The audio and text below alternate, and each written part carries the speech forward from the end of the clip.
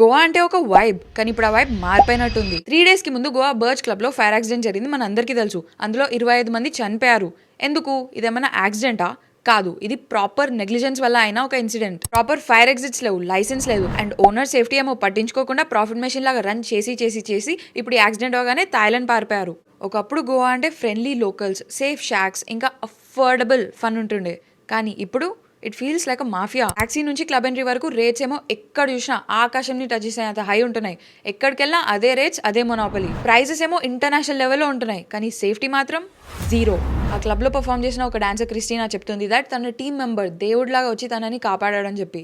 మరి మిగతా 25 మంది వాళ్ళు అక్కడికి జస్ట్ ఎంజాయ్ చేయడానికి వెళ్ళారు, అక్కడ గోవా వైబ్ కోసం వెళ్ళారు, but they సఫికేటెడ్ to death. Just imagine, మనం పార్టీ చేసుకున్న ప్లేస్ మనకే డెత్ ట్రాప్ అవుతుందని ఎవరైనా ఊహిస్తారా? మేబీ ఇట్స్ టైమ్ గోవా కాకుండా వేరే ప్లేసెస్ ఏమైనా ఎక్స్ప్లోర్ చేయడానికి, ఎందుకంటే మన సేఫ్టీ మన చేతుల్లోనే ఉంటుంది. అండ్ ఇండియాలో ఎక్కడ లేనని ప్లేసెస్ ఉన్నాయి ఎక్స్ప్లోర్ చేయడానికి. గోవానా, గోకర్ణనా, పాండియా, లేదా ఇంట్లోనేనా?